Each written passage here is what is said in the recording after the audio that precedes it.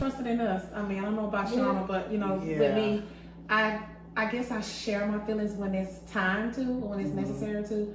I don't shun away from it, but I also it's a process. So And I do with you. Cause I'm telling you, I have been praying about this because I was like, I want to ask you, but I know that someone else had asked you, and you were like, I'm not ready yet. Because I really didn't know her. I mean, like me and her talked about it. The lady like I had for somebody to come and say, share with everybody. You can't. And I had for somebody to say, are you okay? Hell no, I'm not okay. I'm just working through it. You know what I'm saying? But that lady, she was like real forceful. So, and plus I just didn't feel it. I gotta feel, and I'm not ashamed. I'm not hiding it. Right. It's what it is. But this is the process.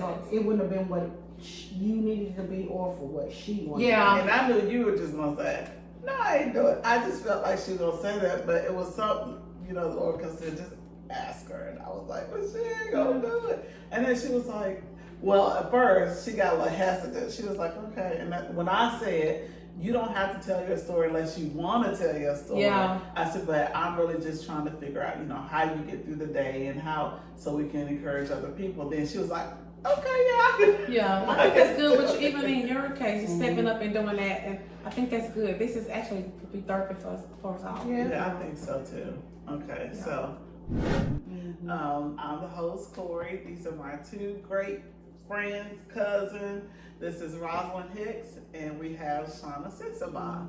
So I want to thank you guys for being on this podcast. It's going to be so great. I think it's going to impact so many and encourage you. Hopefully it's going to encourage you as we go on this journey of being widows. So I want to first start with, I'll ask you first, how long have you been a widow? I've been a widow for 2.5 years. It will be 3 years this September the 5th. 3 years this September. And then? It'll be 10 years June 2nd of this year. 10 years? I didn't realize it had been that long. Yeah. Yep. Really? Wow. Okay. So then I'm going to ask you this. It's been the longest for you. So, okay, we all have kids. So let's start with you. You have 2 sons. How old are they? My oldest, Preston, is 21. My youngest, Xavier, is 19. 21 and 19, 2 sons. And then you have? I have a son and a daughter and a grandbaby now. So Jasmine is 30, Jaden's 24, and Braylon is 2. Okay. And he acts just like my late husband. Just like him. Just like him. Yes. And I have 3 girls, 28, 23, and 18. So we all got kids here, and we'll talk about that later on in another episode, another time. But what I want to talk about here is, how do you guys, I want to take you back. I know I asked y'all a question, told y'all what the question is going to be like, but now I'm thinking of something else, so bear with me. Okay. If you can remember, and I know you can, that moment, that following day after your spouse had, I always said graduated, transition. Most people say transition. I say graduated.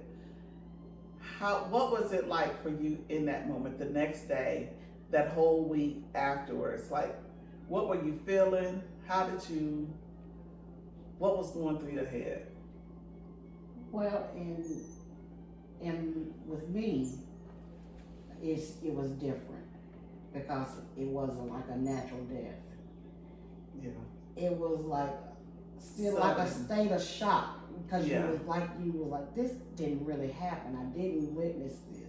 Yeah. I didn't. How? And then it's just a bunch of questions like, this is not what we do. This is not how we were brought up. This is not. We go to church and we learn about the Lord and how the Lord expects us to live our life. This is not something that we would do. So really, I just had a bunch of questions and like confusion and had my guard up. It was just a lot just to deal with because if I'm just to be clear, my husband passed away from suicide, and so it was just different. It was just not what I was used to as far as people passing away. Right. So, that. And then like, how do you explain this? Like, And I'm just being real. I'm thinking like, why would you do this? You probably gotta tell these kids what happened to you. Yeah. You know? Yeah. Yeah. You know, how am I gonna explain that? Right. So that's how I see it. It's tough. Yeah. And then That's how I was, I would say. yeah. Wow. I can understand that because I probably would be the same way. Oh, But wow. because I still had questions too, even after it was a slow death for my husband. But I still had questions and still trying to figure out, okay, what do I do now? Like Yeah. you know what I mean? Yeah. How was it with you? Wow. So for me, my husband had been sick for some time, so it was like a slow death too. However, we had gone to hospice, and so hospice said, well, he's gonna transition on Monday. So we went to hospice on Friday, and he actually transitioned on Saturday. So I was like, well, he left sooner than what y'all said he was gonna leave. You know, I needed that extra day. So, and you can never prepare.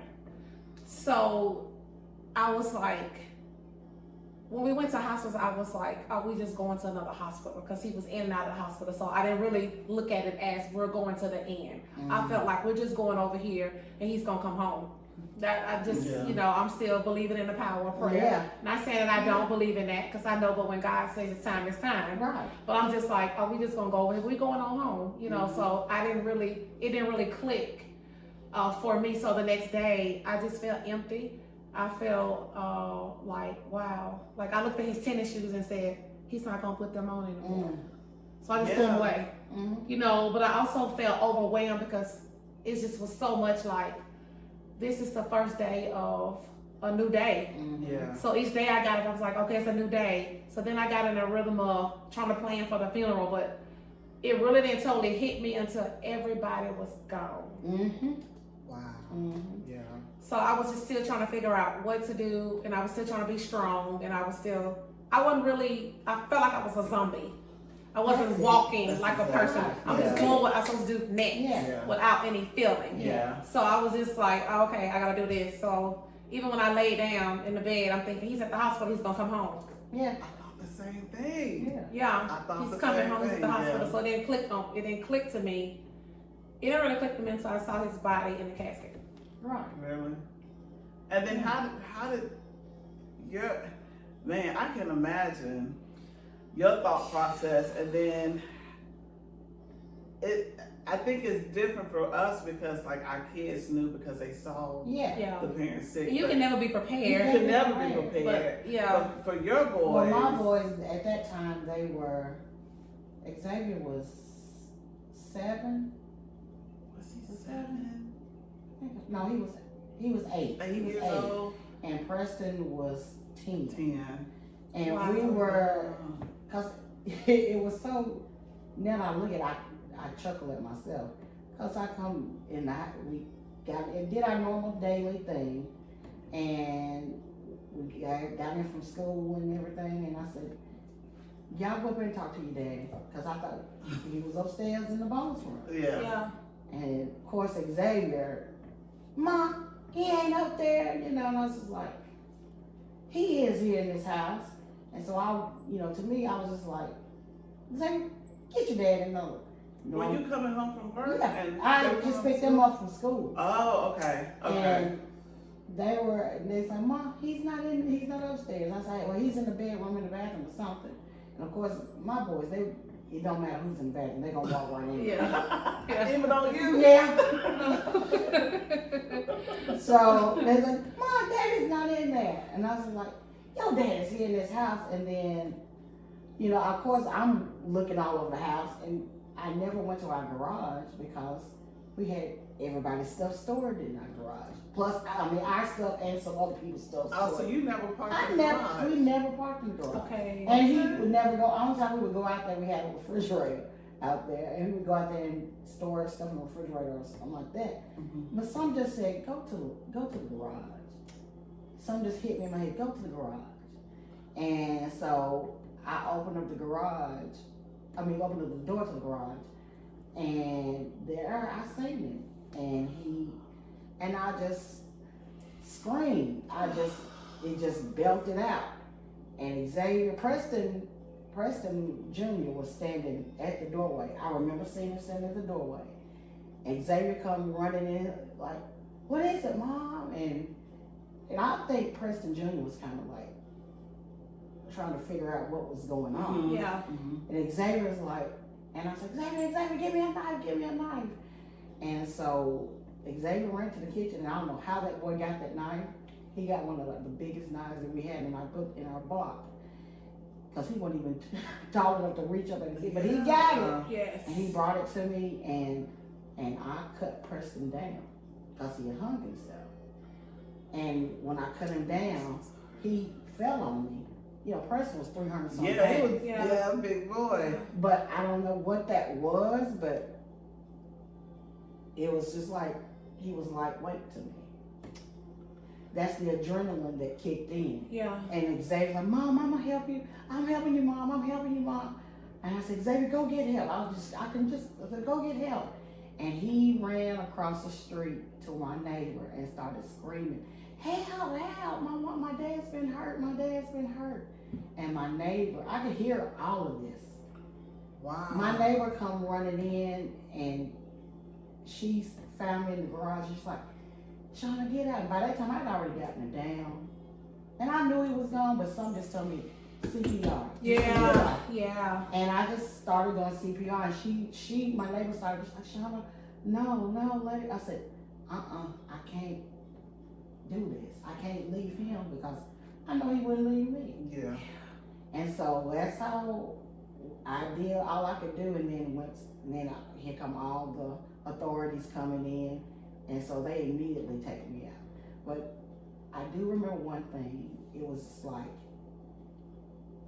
they set you outside. Like they sat me outside. I remember that's where I saw you when I came. And it was like they was questioning me as if I did something. And I'm just like, what do you mean? Why are you asking me this? We just normal people. We go to work, go to church, go to school, come home. Yeah. And they were like, what happened? You know, I was just like, I don't know why you keep asking me this. Right. I don't know. I can't answer this question. Right. And from that point, it was just like, mama mode kicked in. Protect your children. Yeah. And I was just like, where are my kids? And I remember my cousin, Rashad, telling me, they're over at your friend Jennifer's house. I said, keep them there. I said, if we leave, Rashad, put them in the car with you. Don't let them go with nobody else. And because Rick and Juan, nobody knew. Yeah. Right. They were there. I mean, my family was there at the house, but nobody actually knew what happened. What was going on? And then Rick kept quiet. He was like, Sean, what? I said, Rick. He hurt himself. He did it himself. And Rick was like, what? He kind of like turned his head. It was like, I said, he did it. He did it to himself. And then Rick was like, and it just clicked with him. And that's when everybody else was like, because they were treating my house, it was like I had committed a crime. Yeah. And you know, I was like, and I got so mad and frustrated because it was taping my house. I said, take it down. Take it down. This is not a crime scene. Yeah. It was but everybody it was just out. they blocked it off, so it was just like really. Yeah. It was just really hard to understand. Exactly. And then. Because you're trying to process it Yeah, yourself. I'm trying to process. Like, why did my husband do Yeah, that? and then they accusatory. Yeah. Yeah. But then when you look back, because I remember we were over there at our cousin's house, like the night before, Wanda's house, the night before. And I just remember, because you guys had gotten pizza, because of course, you know, Preston loves pizza. The son, he loves pizza. So we had gotten pizza, and I don't know what we were over there for. I don't remember. But he was so quiet that whole entire time. He's a quiet person too. He is a quiet person, but it was a different but he kind would of talk quiet around for me. family. Right. He would. Right. And it was even with me, because we had went to his hometown. And on the way back, we just talking up a storm, and I just kept saying, so why you so quiet? He was Why quiet. you so quiet? I said, you ain't never done this. Normally you talking, because Lord knows me. He was a good driver, but Lord knows his tail would get sleepy in a minute. Yes. And go, I'm not sleeping, but driving, Right. and I get mad. Yeah. I would get mad. I'm up. And I said, you ain't talking. I don't like this. Why you not talking? He said, I'm just not talking. I said, what's on your mind? And he was like, he said, ain't nothing on my mind. And I kind of thought, like, I would say probably like a month later, I would think back and I'd say, he had all of that on his mind. Yeah. That's why you never know what a person You is don't know going what through. people are going through or what they experience, what they're thinking. And I was like, we went to your hometown Memorial Day weekend for your nephew's graduation, and because I got mad, because I said, we ain't paying for nothing. That's what I said. And because we would drive. We was just they drained us dry. I said, we ain't paying for nothing. Right. And so it was just like, to me, he was like saying, looking back on it, after like a month or two later, he was saying his goodbyes to his dad, to his brother, his great aunts, and all of that. Because immediately once we got home, he started like getting sick, and I kept saying, you need to go to the doctor. And he ain't gonna go to the doctor unless he just have to. Yeah, he's a typical man. Right. So I had to call my uncle and tell him, I said, person over there sick and he won't go to the doctor. And so of course my uncle calls him, and he calls me back. He said, he gonna go to the doctor, hon. Get home and take him. I said, okay. And we went, but it's just like, he was just stress. So I was just like, the stress of what was on his mind. Yeah. But that's why honestly, you never know what a you person don't is going know. through. And so you just have to, just like I said, looking back and all that, I was like, okay, he was saying his goodbyes. That's what and I got mad. I was like, you were saying your goodbyes to them. You didn't say nothing to me. You didn't say no goodbye to me. But it was just weird. I was like, why would you do that? You know what the spirit just shared with me? What? It's a never goodbye to his wife. It's see you later. See you later. See you later. Yeah. Yeah. But I kind of felt the same thing because I didn't get to see Jerome transition. As a matter of fact, he didn't want me to see him graduate. He didn't. So when you mentioned that, Pat never really told me goodbye either. Mm-hmm. Really? Yeah, he didn't. He had a conversation with the kids. When the doctor told him that, oh wow. It's fine. It's fine. And they kind of mentioned that there was nothing else they could do. He said, okay. He said, hey, I want a Cracker Barrel. He told me he wanted some Cracker Barrel. I said, okay, what do you want from Cracker Barrel? He wanted the grandma's breakfast. It was his favorite, the grandma's breakfast. I said, okay. And so it's like he was ready, but he knows how I am and how emotional I am. So he didn't really want to have that conversation with me. But we had talked early on. We had conversations about the house, the kids, just in general, just about stuff. And so he talked to Jasmine, and he told Jasmine, when you have the kids, bring the pictures and put them on the gravestone. She said, what kids? I ain't having no kids. He must be talking about Jaden. It's like he saw, like he knew. He said, yeah, make sure you just bring the pictures, thank you, to let me see the kids when you have the kids. And so he had been talking to Jaden off and on just about stuff. I think he was kind of tired, because he'd be like, Lord, just take me. Because when he would come from dialysis, he would be tired. He'd be drained. He'd be tired. He'd be like, Lord, just take me. But you know how we be saying, Lord, I'm so tired. Take me. Yeah. I'm thinking he just talking. Like so cliche. Exactly. So I was like, oh, okay, what you want to eat? Because at that point, if that's what was comforting to him, I'm going to let him eat whatever he wanted to eat. It's like, okay, well, what you want to eat? So I just kept moving in it. I never would just let him sit there to just think that. But once I think back on that, that's him making peace with his God, and so in that, God started kind of preparing me. Like I would get this gut feeling, And instead of me praying, saying, Lord, heal him, my prayer started switching to, Lord, whatever your will is. Wow. Whatever your will is. Because, I mean, he's one where he became blind. Mm-hmm. And he couldn't see past a manly man, a country man. Mm-hmm. That hurts him, but he can't get up and go do for his family. I mean, God made provisions, knock on wood. But, you know, we didn't miss a beat, but that's just him making sure. So that took his manhood, you know. And then when he would come from dialysis, you know, he'd be just tired. So he was tired of being tired. Yeah. You know, he was tired of being tired. And I saw that, but I'm like, you know, what you want to do? Yeah. I'm trying to push him on, and I'm trying to keep whatever life it is that's in him, or whatever, you know, he could move on to do. But he never said, Rawson, I'm tired, I'm going to give up. But I know if it wasn't for me and the kids, he would have given up a long time ago. You know, he would get honored and get upset about stuff, so I just would go on in a room and just pray, or just kind of let it go and say, okay, that's not him. So we never really had that conversation about him transitioning. But he did have conversations with Jasmine and Jaden, and I don't think he thought I could handle the conversation. Right. So he just told me what he wanted to eat. So when they told us at the hospital that's all they could do, he said, okay. So I asked him, you want to go home? Because they were suggesting to go to hospice. He said, yeah, I want to go home. And I'm like in my mind, oh Lord, if he die in the house, what I'm going to do?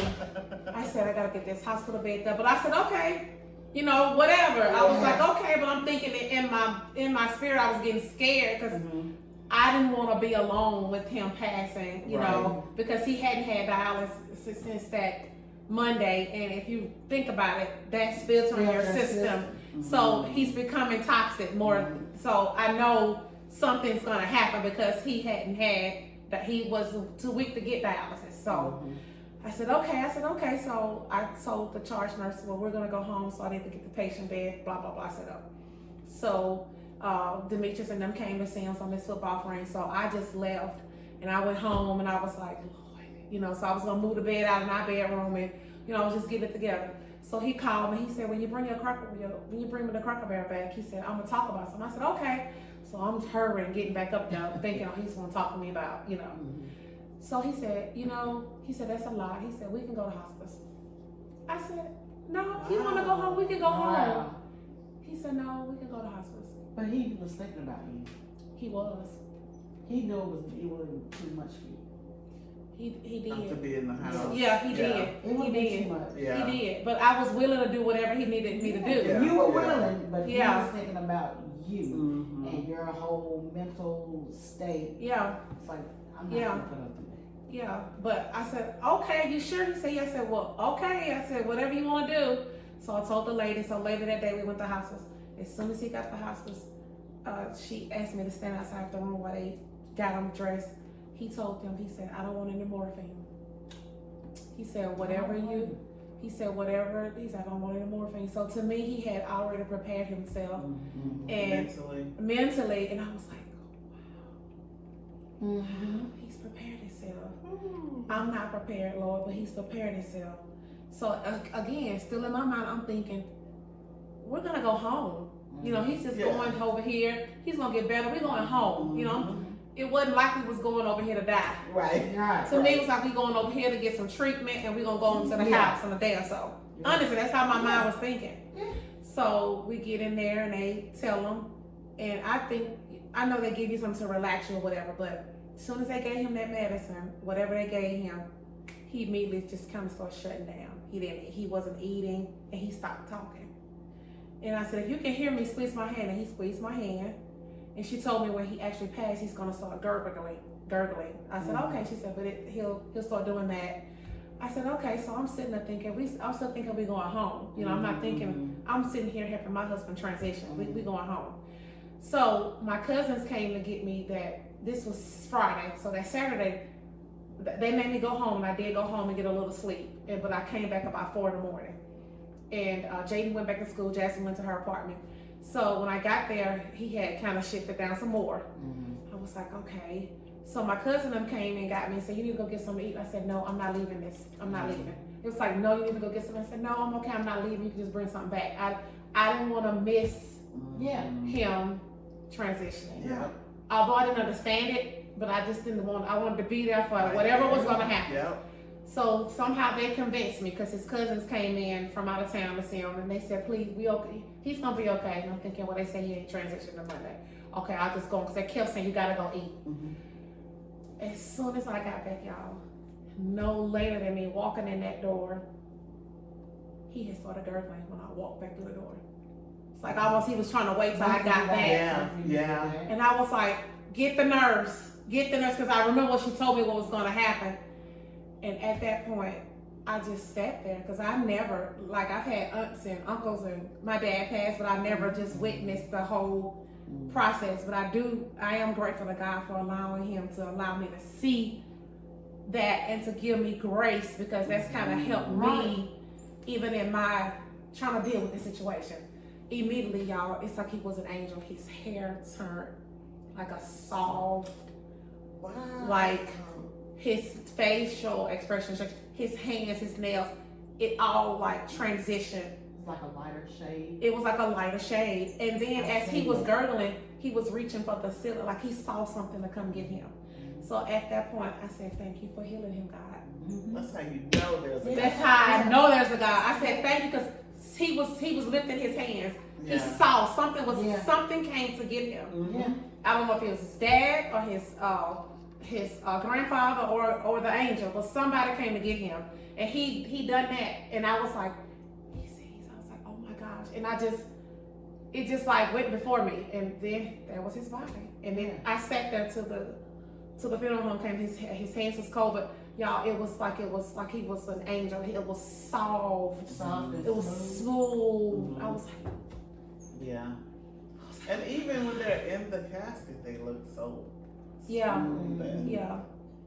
He looked healed. Yeah. He looked like okay. He looked good. I did not want my husband to go. Yes. I was like, wow. Like, give me this, man.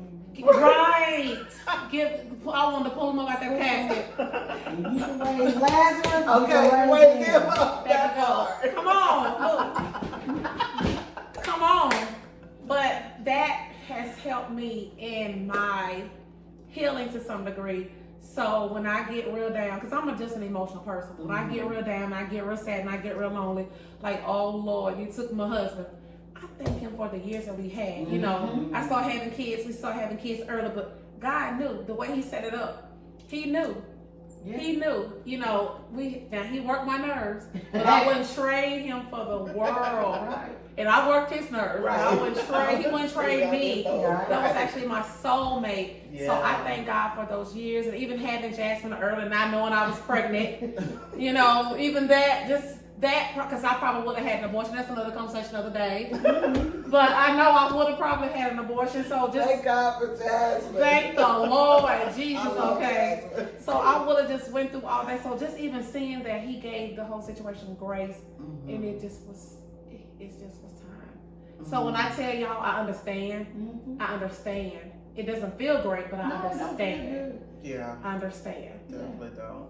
It don't feel good. He was short of breath, and that wasn't the first time this happened, but I remember our middle daughter, Kennedy, coming, and she was like, do he need to go to the hospital? And at the time, it was still kind of COVID.